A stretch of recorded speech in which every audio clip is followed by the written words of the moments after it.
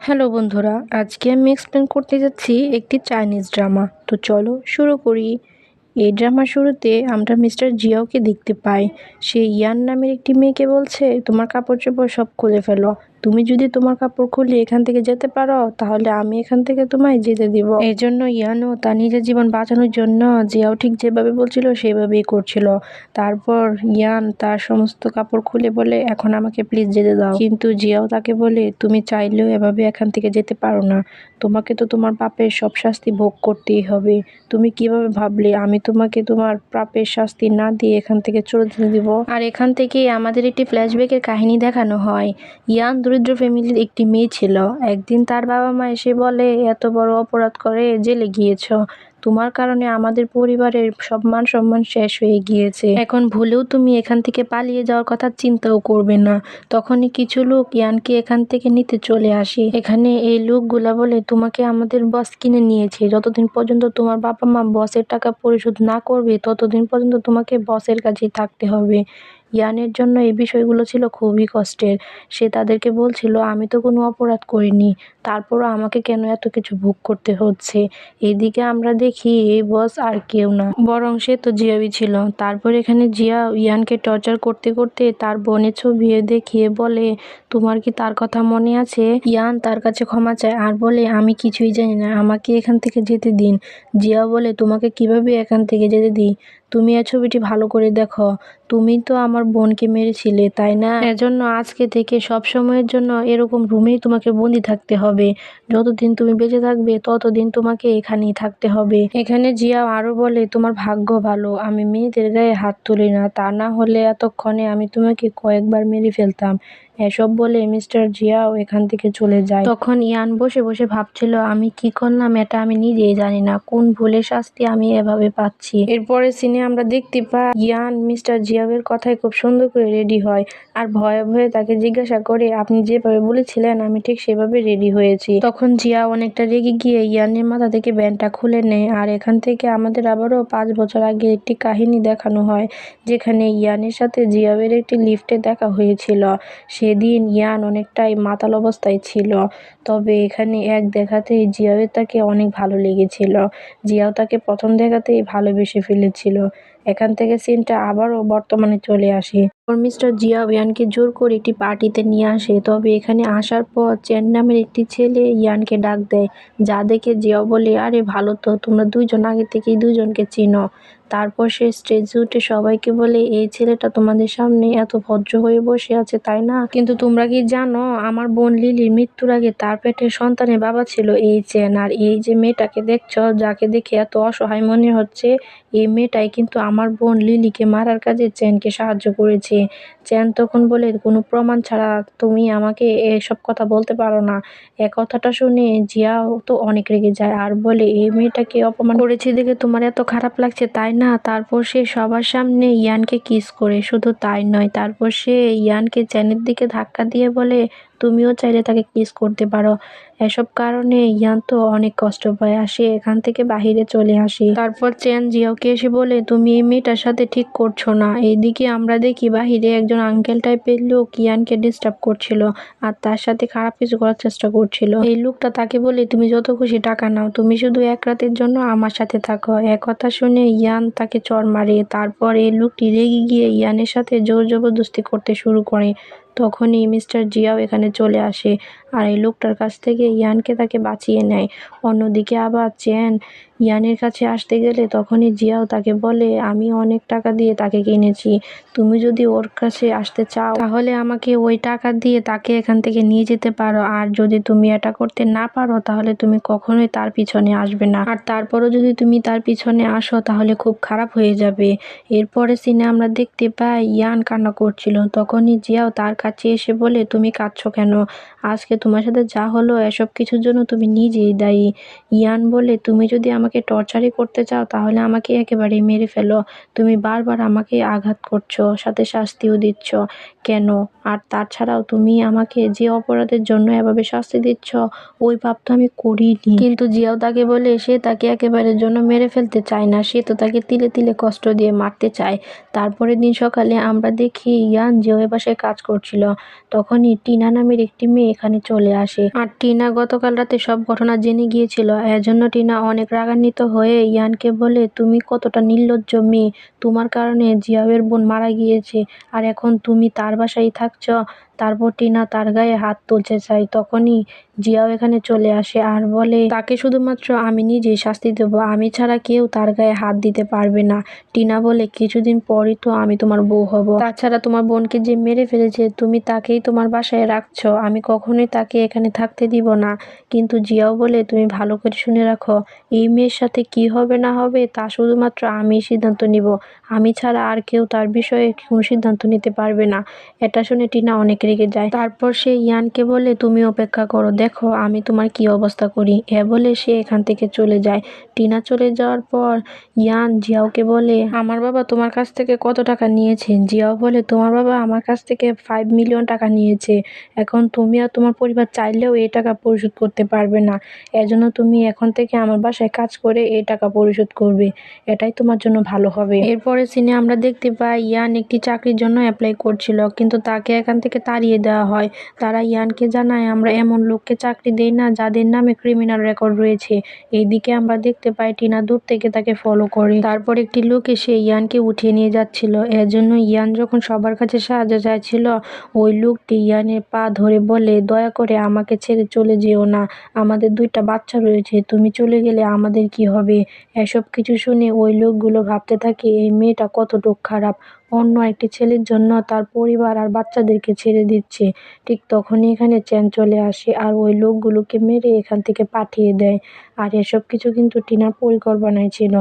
যাই হোক, টিনা তো তার পরিকল্পনা সফল হতে পারেনি, এজন্য সে বসে বসে ভাবছিল, আমার এই পরিকল্পনাটি ব্যর্থ হলো, তবে এখন আমাকে একটি পরিকল্পনা করতে হবে।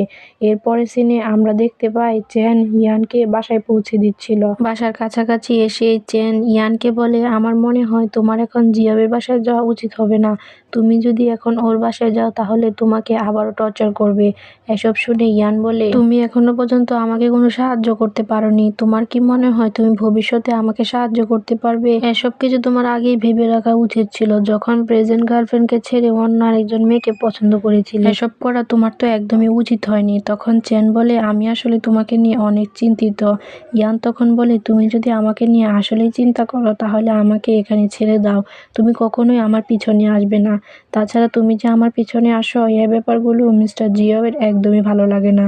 অন্যদিকে মিস্টার জিয়াও তাদের সব কথাই শুনে ফেলে। তারপর ইয়ান বাসার ভিতরে ঢুকলে জিয়াও তাকে জোর করে পানি দিয়ে গোসল করিয়ে দেয় আর বলে, আমাকে বলো চ্যান তোমায় কোথায় কোথায় টাচ করেছে? আমি তোমাকে কিছুক্ষণের জন্য বাইরে যেতে দিয়েছি, তার মানে এই না তুমি চ্যানের সাথে ঘোরাঘুরি করবে। ইয়ান তখন বলে, তুমি এসব কি করছো? চ্যান আমাকে টাচ করেনি আর আমি ইচ্ছে করেই তার সাথে দেখা করিনি। এসব বলতে বলতে ইয়ান পানিতে পা পিছলে জিয়াওয়ের উপর পড়ে যায়। পরের দিন সকালে জিয়াও ইয়ানকে টর্চার করার জন্য বারবার খাবার নিয়ে আসতে বলে। এখানে টিনাও তার সাথে যোগ দেয় আর ইচ্ছে করে তার হাতের গ্লাসটা ফেলে দেয়। তারপর যখন ইয়ান কাচের টুকরোগুলো তুলছিল তখন টিনা তার হাতটা পা দিয়ে পিষে দেয়, যা দেখে জিয়ান তো অনেক রেগে যায় আর টিনার পাটা লাথি দিয়ে সরিয়ে দেয়। এখানে জিয়াও টিনাকে বলে, আমি তোমাকে আগেও বলেছি তাকে তুমি কিছুই বলবে না। এগুলো শুনে টিনা অনেক রেগে যায় আর বলে, আমি তোমার হবু বউ, তারপরও তুমি সব সময় আমার সাথে এরকমটা করো। এখানে টিনা লিলির ছবি দেখিয়ে বলে, তুমি কি ভুলে গিয়েছো এই মেয়েটা কিভাবে তোমার বোনকে মেরে ফেলেছে আর এখন তুমি তাকে আমার কাছ থেকে বাঁচাচ্ছ? এখানে জিয়াও তো ছবিটা দেখে তার বোনের কথা মনে পড়ে যায়, যেখানে লিলি তাকে বলছিল, ভাইয়া দয়া করে আমাকে আর আমার বাচ্চাকে বাঁচাও। এসব কিছু মনে করে জিয়াও অনেক বেশি রেগে যায় আর ইয়ানের উপর ঝাঁপিয়ে পড়ে, যা দেখে মনে হচ্ছিল সে আজকে ইয়ানকে মেরে ফেলবে। তারপর সে ইয়ানকে জিজ্ঞাসা করে, আমাকে সত্যি করে বলো তুমি আমার বোনকে কেন মেরেছো? কিন্তু ইয়ান তাকে তার বোনের ব্যাপারে কিছুই বলে না। তারপর জিয়াও তাকে ছেড়ে দেয়, যা দেখে টিনা বলে, তোমার বোনকে যে মেরে ফেলেছে তাকে তুমি শুধুমাত্র এতটুকু শাস্তি দিবে? একথা শুনে জিয়াও ইয়ানকে এখান থেকে টেনে নিয়ে যায়, যা দেখে টিনা অনেক বেশি খুশি হয়েছে, আসলে সে এটাই চাইছিল। যাই হোক, তারপরে সিনে আমরা দেখতে পাই জিয়াও ইয়ানকে একটি নির্জন জায়গায় নিয়ে এসেছে। এখানে সে ইয়ানকে বলে, এই ছোট ছোট ঘাসগুলো তুমি হাত দিয়ে তুলবে। ইয়ান তো তার কথা মতো মতো ঘাসগুলো তুলতে থাকে। এসব দেখে জিয়াও বলে, আমার বোন যখন ছোট ছিল তখন সে মাটি দিয়ে খেলতে অনেক পছন্দ করত, কিন্তু এসব কারণে সে অসুস্থ হয়ে যেত।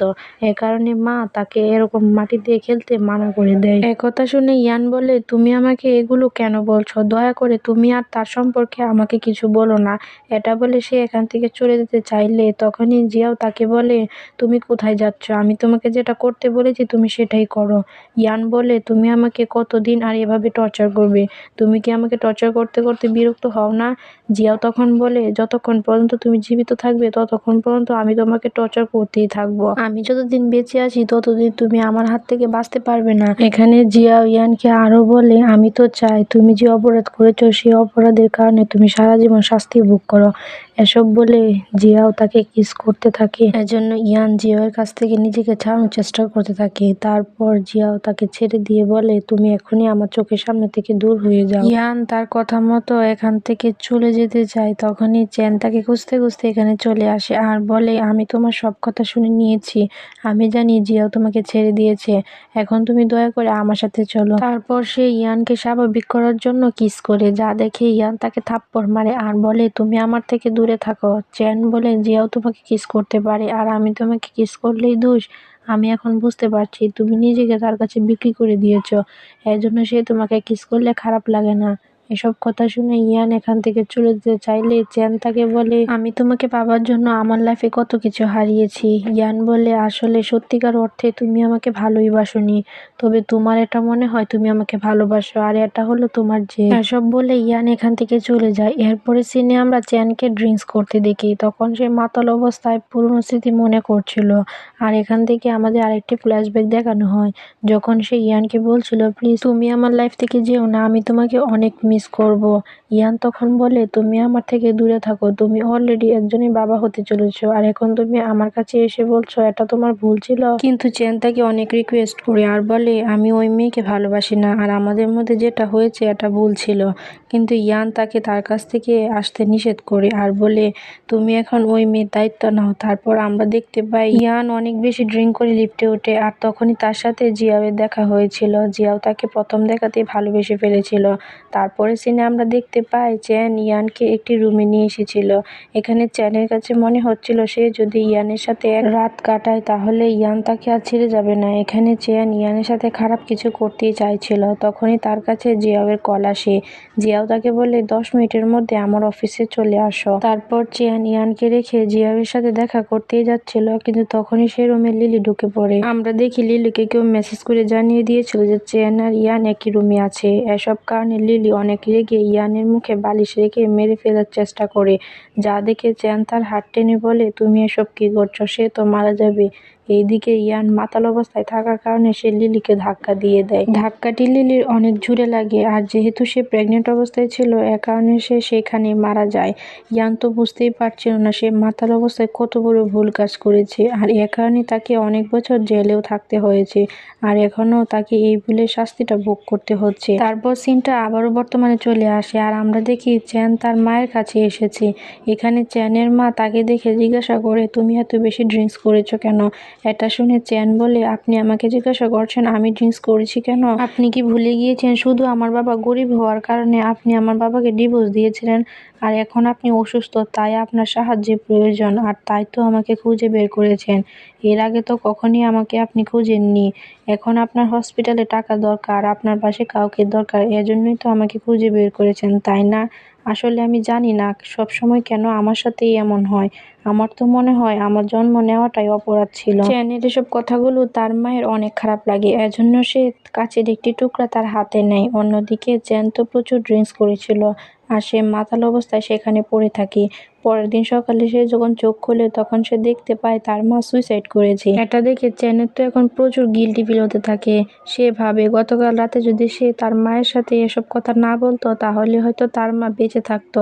এরপরে সিনে আমরা দেখতে পাই জিয়াও চেনকে বলে, তোমার মায়ের জন্য যে কেসটা চলছে আমি চাইলে তোমাকে এই কেস থেকে বাঁচাতে পারি। এটা শুনে চেন বলে, তোমাকে এরকম কিছুই করতে হবে না, আমি এখন আমার চাকরিটাও ছেড়ে দিলাম। এটা শুনে জিয়াও বলে, হ্যাঁ তুমি তো এখন চলেই যাবে, এটাই স্বাভাবিক। হবে, কারণ এখন তো তোমার কোনো পরিবার নেই। যা শুনে চ্যান বলে, এখন কিন্তু তুমি বেশি বাড়াবাড়ি করছো।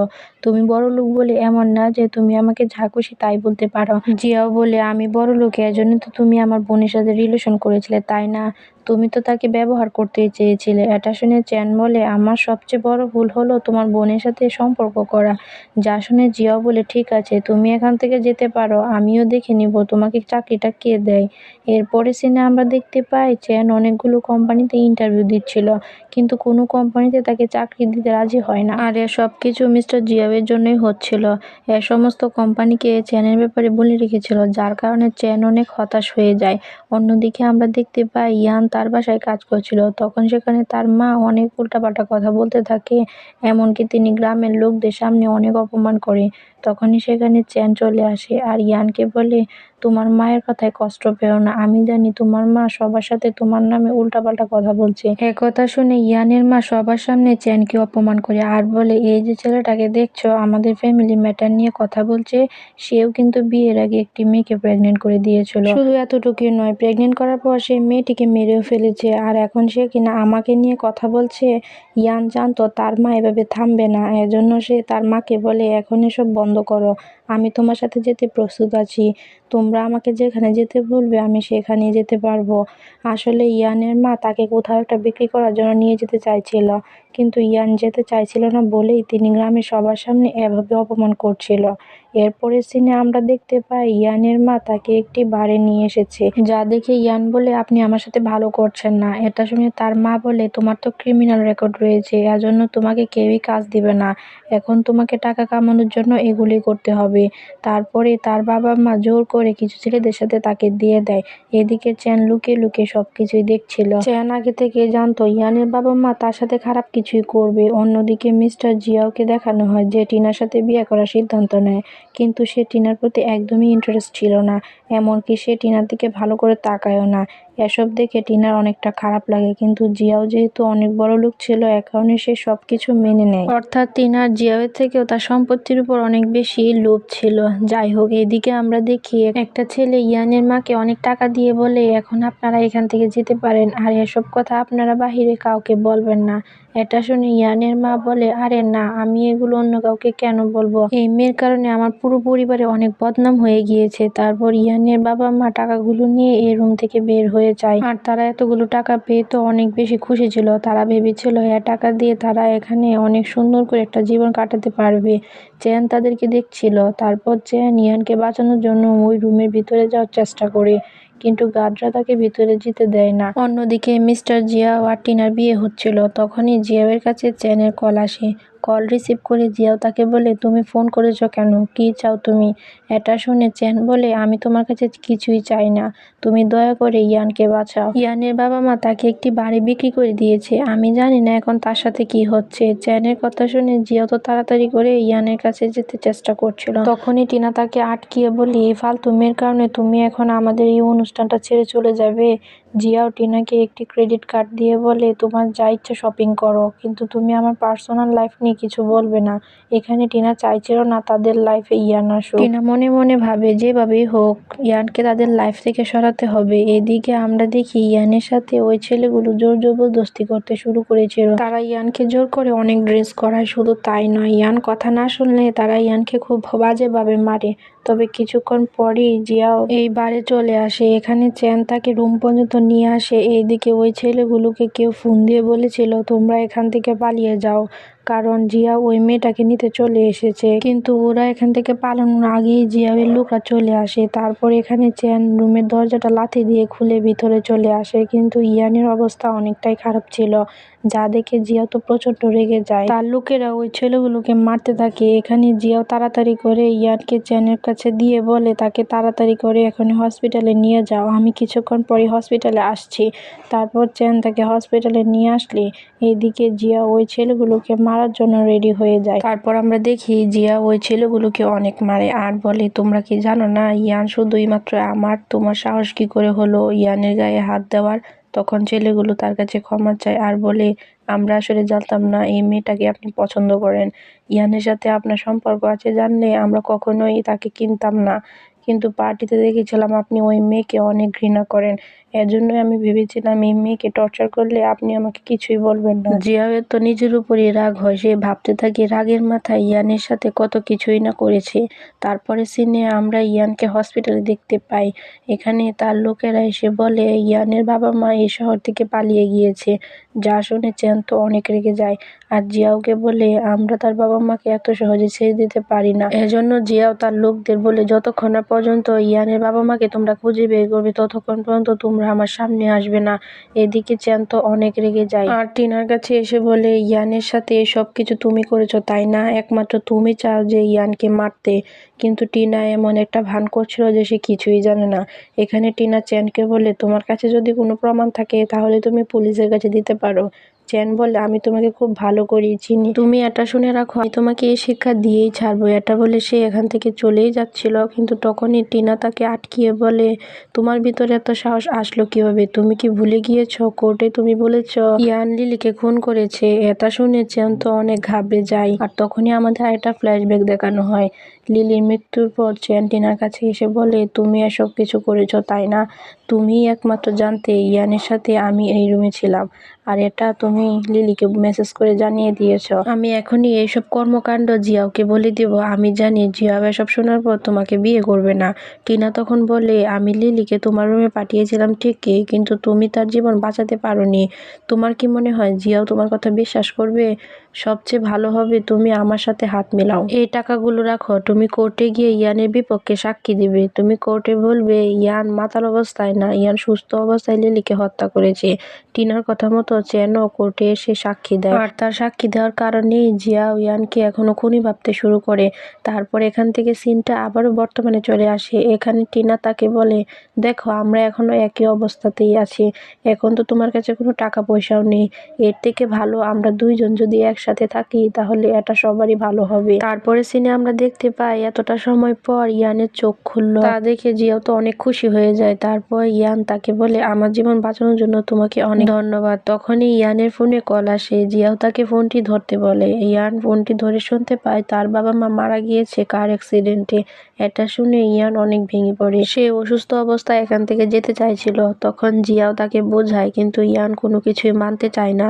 সে বলে তুমি সবসময় চেয়েছো আমি যেন শাস্তি পাই, দেখো আজকে আমি আরো একটা শাস্তি পেলাম, কিন্তু সত্যি কথা বলতে আমি তোমার বোনকে মারিনি। সেদিন আমি অনেক ড্রাঙ্ক অবস্থায় ছিলাম। যা শুনে জিয়াও তার ভুলটা বুঝতে পারে, তাই সে ইয়ানকে বলে আজকে থেকে আমি তোমার সবসময় খেয়াল রাখবো, আমি এখন থেকে তোমার পাশে থাকতে চাই, দয়া করে আমাকে তুমি মাফ করে দাও। তারপর আমাদের 2 দিন পরের দৃশ্য দেখানো হয়, যেখানে জিয়াওয়ের অ্যাসিস্ট্যান্ট তাকে বলে গত 2 দিন ধরে ইয়ান একটি রুমে নিজেকে আটকিয়ে রেখেছে, এমনকি সে কোনো খাবারও খাচ্ছে না। এটা শুনে জিয়াও তাড়াতাড়ি করে ইয়ানের কাছে চলে আসে। এখানে সে দেখতে পায় ইয়ান অনেক মন খারাপ করে বসেছিল। এখানে ইয়ান জিয়াওকে দেখে জড়িয়ে ধরে আর বলে তুমি আমাকে দয়া করে মাফ করে দাও, আমার কারণে তুমি তোমার বোনকে হারিয়েছো। এটা শুনে জিয়াও বলে তুমি কেন এসব বলছো, সরি তো তোমাকে আমার বলা উচিত, তুমি তো জেনে বুঝে আমার বোনকে মারোনি। আর দেখো আমি আমার বোনকে ভালোভাবে কেয়ারই করতে পারিনি, এই জন্যই তো সে বিয়ের আগে প্রেগনেন্ট হয়ে গিয়েছে। আমি তো তাকে ভালোবাসার মানেটাই বোঝাতে পারিনি, এজন্য তো সে ভুল মানুষকে ভালোবেসেছিল। তাছাড়া আমি তোমাকে কতটা টর্চার করেছি, এখন তো আমার নিজেকেও এরকমভাবে টর্চার করা উচিত। একথা শুনে ইয়ান বলে তুমি মাথা ঠান্ডা করো, আমি চাই না তুমি নিজেকে কষ্ট দাও। তারপরের দিন আমরা দেখতে পাই ইয়ান এখন আবারও চাকরির জন্য অ্যাপ্লাই করছিল, কিন্তু এখনো কোনো চাকরি ব্যবস্থা হয়নি। অন্যদিকে আমরা দেখি টিনা তাকে ফলো করছিল আর চ্যানকে ইশারা দিয়ে ইয়ানের কাছে যেতে বলে। এখানে চ্যান তার কাছে এসে বলে আমি জানি তুমি আমাকে ঘৃণা করো আর আমি এটাও জানি তুমি এখন চাকরির জন্য ঘুরছো, তুমি তোমার রাগটা এক সাইডে রাখো আর দয়া করে আমার দেওয়া এই কাগজটি রাখো, আমি জানি এখন তোমার জন্য চাকরিটা অনেক প্রয়োজন। চ্যানের এরকম রিকোয়েস্ট করা দেখে ইয়ানও চাকরিটা করতে রাজি হয়ে যায়, কিন্তু এসব কিছু টিনার প্ল্যান ছিল। টিনা এখানে এসে ম্যানেজারকে বলে এই মেয়েকে আমার সাথে কাজ করতে পাঠাও। তারপর ইয়ান তার ম্যানেজারের কথা মতোই কাজ করতে থাকে, কিন্তু ম্যানেজার যখন টিনার ড্রেসটা চেক করে তখন ড্রেসের ভিতরে একটি সুই দেখতে পায়। এটা দেখে ম্যানেজার জিজ্ঞাসা করে তোমার সাহস হলো কি করে আমাদের কাস্টমারের জামায় সুই রাখার, এখনই তুমি তার কাছে ক্ষমা চাও। কিন্তু আমরা তো জানি ইয়ান এসব কিছুই করেনি, এজন্য সে বলে আমি ওর কাছে কখনোই মাফ চাইবো না, আমি এরকম কোনো কাজ করতেই চাই না। এই বলে ইয়ান এই চাকরিটা ছেড়ে দিতে চাইছিল, কিন্তু এখানে টিনার লোকরা তাকে আটকায়। তখনই চ্যান সেখানে চলে আসে। তারপর ইয়ান টিনাকে জিজ্ঞাসা করে তুমি আমার থেকে কি চাও। টিনা বলে তুমি হাঁটু গেড়ে আমার কাছে মাফ চাও এবং সারা জীবনের জন্য এই শহর থেকে চলে যাও। ইয়ান এগুলো করতে রাজি না হলে টিনা তার চুল ধরে বলে তোমার সাহস হলো কি করে আমার কথা না করার। এসব দেখে চেনো ইয়ানকে বলে টিনা তোমাকে যেগুলো বলছে তুমি যদি এগুলো করো তাহলে আমি তোমাকে প্রমিস করছি এরপর থেকে টিনা কখনোই তোমাকে ডিস্টার্ব করবে না। তখনই সেখানে জিয়াও চলে আসে আর বলে এখানে এসব কি হচ্ছে। তারপর ইয়ান কিছু না বলে এখান থেকে চলে যায়। যা দেখে জিয়াও বলে তোমাদের আমি পরে দেখে নিচ্ছি। এই বলে সেও তার পিছন পিছন বাহিরে চলে আসে আর ইয়ানকে জড়িয়ে ধরে, কিন্তু ইয়ান তাকে দূরে সরিয়ে দেয় আর বলে আমাদের দুইজন একে অপরের থেকে দূরে সরে থাকাই ভালো। এটা বলে সে এখান থেকে চলে যেতে চায়। তখনই টিনার একজন লোক উপর থেকে ইয়ানের মাথায় একটি ইট ফেলে, কিন্তু তখনই জিয়াও এটা দেখে ইয়ানকে বাঁচায়, কিন্তু এতে ইটটা তার মাথাতেই পড়ে যায় যার কারণে সে অজ্ঞান হয়ে যায়। তারপর আমাদের জিয়াওকে হসপিটালও দেখতে পায়। এখানে ইয়ান বলে তুমি আমাকে কেন বাঁচিয়েছ, আমার জন্য তোমার বোন মারা গিয়েছে, তাছাড়া আমাদের মধ্যে কিছু হওয়াও সম্ভব না। এটা শুনে জিয়াও তার হাত ধরে আর বলে তুমি এসব কেন বলছো, তুমি তো আগে থেকেই জানো আমি তোমাকে ভালোবাসি। কিন্তু তারপরও ইয়ান এখান থেকে চলে যায় আর বাসায় গিয়ে তার সমস্ত জিনিসপত্র গুছাতে শুরু করে, কারণ সে আর জিয়াওয়ের বাসায় থাকতে চায় না। তখনই জিয়াও এসে তার সাথে অনেক রাগারাগি করতে শুরু করে আর তার সমস্ত জিনিসপত্র ফেলে দিয়ে বলে আমি তোমাকে আগেও বলেছি আমি তোমাকে কোথাও যেতে দিব না, তুমি তো জানো আমি তোমাকে কতটা ভালোবাসি। কিন্তু ইয়ান বলে দেখো আমি তো তোমার বোনকে মেরে ফেলেছি, আমি নিজে এটার জন্য আমাকে কখনোই মাফ করব না। কিন্তু জিয়াও বলে তুমি আর কখনোই লিলির বিষয়ে কথা বলবে না, আমি এরপর থেকে আর এই বিষয়ে কথা শুনতে চাই না। তারপর জিয়াও ইয়ানের সাথে বিয়ে করে নেয়। এখন ইয়ান ভালো বউয়ের মতো জিয়াওয়ের দেখাশোনা করে। জিয়াও বলে আমাদের লাইফে যত প্রবলেমই আসুক না কেন আমি কখনোই তোমাকে ছেড়ে যাব না, আমি চাই সবসময় তুমি যেন আমার সাথেই থাকো। তারপরে সিনে আমরা দেখি জিয়াও তাকে তার কাছে আসতে বলে। জিয়াও বলে তুমি তো এখন আর আমার দূরের কেউ না, তুমি আমার বউ, তারপর কেন তুমি আমার কাছ থেকে দূরে সরে থাকো। এই বলে তারা কিছুটা সময় রোমান্স করে। এইদিকে ঠিক তখনই এখানে টিনা চলে আসে আর এসব দিকে টিনা বলে তুমি ওর সাথে কি করছো। এটা শুনে জিয়াও বলে তুমি তার সাথে সুন্দর করে কথা বলো, সে এখন আমার ওয়াইফ। একথা শুনে টিনা তো অনেক রেগে যায় আর বলে তুমি কি ভুলে গিয়েছো তোমার সাথে আমার এঙ্গেজমেন্ট হয়েছে, কিছুদিন পরে আমাদের বিয়ে, তুমি এখনই তাকে ডিভোর্স দিয়ে দাও। আর তুমি যদি এটা না করো তাহলে তো ভালো করেই জানো এসব কারণে তোমার ব্যবসায় কতটা লস হতে পারে। এটা শুনে জিয়াও বলে আমি এসব নিয়ে এখন একদমই চিন্তা করছি না, কারণ আমি জানি আমার ব্যবসায় সে আমার ওয়াইফ আমার কাছে অনেক বেশি প্রিয়। তখন টিনা বলে আচ্ছা ভালো থেকো, কিন্তু এসবের জন্য তোমাকে খুব বেশি পস্তাতে হবে। এ বলে টিনা এখান থেকে চলে যায়। কিন্তু টিনার এই কথাগুলো শুনে ইয়ানের অনেক চিন্তায় পড়ে যায়। যা দেখে জিয়াও বলে তুমি কোনো চিন্তা করো না, তুমি আমার কাছে সবচেয়ে বেশি গুরুত্বপূর্ণ, তুমি ছাড়া এখন আমার অন্য কিছু বিষয় নিয়ে গুরুত্ব দিতে চাই না। তারপর আমাদের কিছুদিন পরে সিন দেখানো হয় যেখানে জিয়াওকে আমরা অনেক বেশি চিন্তিত অবস্থায় দেখতে পাই। যা দেখে ইয়ান তাকে বলে আমি দেখছি কয়েকদিন ধরেই আপনি অনেক বেশি চিন্তা করছেন, এসব কিছু কি টিনার কারণে হচ্ছে। জিয়া বলে তুমি কোনো চিন্তা করো না, এখন কাজের প্রেশারটা একটু বেশি, এজন্য আমি একটু চিন্তায় আছি, কিছুদিনের মধ্যে সবকিছু ঠিক হয়ে যাবে। তারপরে সিনে আমরা দেখতে পাই ইয়ান জানতে পারে সে প্রেগনেন্ট, কিন্তু সে এ ব্যাপারে জিয়াওকে এখনই কিছু জানায় না। তখনই সে জিয়াওয়ের ফোনে তার মায়ের মেসেজ দেখতে পায়। জিয়াওয়ের মা মেসেজ করে বলে আমি এখন অ্যাব্রোডে আছি, আমি শুনেছি তুমি নাকি ওই মেয়েকে বিয়ে করেছ যে মেয়ে তোমার বোনকে মেরে ফেলেছে। তোমার বাবা এসব কিছু শুনে অনেক রাগারাগি করছে, আমরা তোমার বাসায় আসার আগেই তুমি ওই মেয়েকে ডিভোর্স দিয়ে দাও। যা দেখে ইয়ানের তো মনটা অনেক বেশি খারাপ হয়ে যায়। তারপর ইয়ান টিনার কাছে এসে তার প্রেগনেন্ট হওয়ার কথাটা শেয়ার করে। এটা শুনে টিনা অনেক রেগে যায়। তখনই ইয়ান বলে দেখো আমি জিয়াওয়ের সাথে আছি, এজন্যই তার বাবা মা আমার উপর রেগে আছে, এমনকি তার ব্যবসাও ভালো যাচ্ছে না, দয়া করে তুমি তাকে সাহায্য করো। যা শুনে টিনা বলে তুমি যদি হাঁটু গেড়ে আমার কাছে মাফ চাও তাহলে আমি তাকে সাহায্য করার জন্য চিন্তা করে দেখতে পারি। এখানে ইয়ান টিনার কথায় রাজি হয়ে যায় আর টিনা তাকে যা যা করতে বলে সবকিছুই করে। তারপর টিনা বলে ঠিক আছে আমি তাকে সাহায্য করব, কিন্তু এটার জন্য একটা শর্ত আছে। এটা বলে টিনা চেনকে ডাকে আর বলে তুমি আজকে এই জিয়াওকে ডিভোর্স দিয়ে চেনকে বিয়ে করবে। তারপরে সিনে আমরা দেখতে পাই জিয়াও ডিভোর্সের ব্যাপারটা দেখে অনেক রেগে যায় আর বলে এগুলো আমি কি দেখছি। ইয়ান বলে এই পেপারে আমি সাইন করে দিয়েছি, তুমিও এই পেপারে সাইন করে দাও, আমি এখন তোমার সাথে আর থাকতে চাই না। জিয়াওয়ের কাছে এসব কিছু বিষয় অনেক খারাপ লাগে। জিয়াও বলে তুমি এখান থেকে কোথাও যেতে পারবে না, ডিভোর্স তো অনেক পরের কথা। তখন ইয়ান রেগে গিয়ে বলে আমার সাথে থাকার কারণে তোমার বাবা মা তোমাকে মাফ করবে না, অন্যদিকে তোমার ব্যবসার অবস্থাটাও খুব খারাপ দিকে যাচ্ছে। সত্যি কথা বলতে আমি তোমাকে তোমার টাকার কারণেই ভালোবেসেছিলাম, আর এখন যেহেতু তোমার কাছে টাকাই নেই তাই আমি আর তোমার কাছে থাকতে চাই না। যা শুনে জিয়াও তো অনেক রেগে যায় আর বলে, তুমি যত কিছুই করো না কেন আমি কখনোই তোমাকে যেতে দিব না। এখানে জিয়াও জোর করে ইয়ানকে আটকাতে গিয়ে দুর্ঘটনাবশত সিঁড়ি থেকে নিচে পড়ে যায়, যার ফলে বেবিটা মিসক্যারেজ হয়ে যায়। যা দেখে ইয়ান তো কান্না করতে করতে বলে, আমাদের সন্তান। আর জিয়াও তখনই জানতে পারে যে সে বাবা হতে যাচ্ছিল। তারপর এখানে ইয়ান অজ্ঞান হয়ে যায় আর জিয়াও তাকে ভেতরে নিয়ে আসে। এইদিকে চ্যান জিয়াওকে ফোন করে বলে, খুবই গুরুত্বপূর্ণ বিষয়ে কথা বলবো, আমাদের দেখা করা দরকার। তাই জিয়াও ইয়ানকে রেখে চ্যানের সাথে দেখা করার জন্য চলে যায়। এইদিকে টিনার লোকেরা চ্যান আর ইয়ানকে কিডন্যাপ করে নিয়ে আসে। অন্যদিকে জিয়াও চ্যানের সাথে দেখা করতে চলে আসে। ঠিক সেখানে টিনাও চলে আসে। টিনাকে দেখে জিয়াও বলে, তুমি এখানে কি করছো? টিনা তখনই চ্যান আর ইয়ানকে নিয়ে আসে। যা দেখে জিয়াও ইয়ানের কাছে যেতে চাইলে টিনার লোকরা তাকে মারতে শুরু করে। তখনই জিয়াও টিনাকে বলে, তুমি আমাকে যা করার করো, কিন্তু ইয়ানকে ছেড়ে দাও। তারপর টিনা ইয়ানকে মারতে গেলে চ্যান বলে, তুমি জিয়াওয়ের বদলে আমাকে মেরে ফেলো।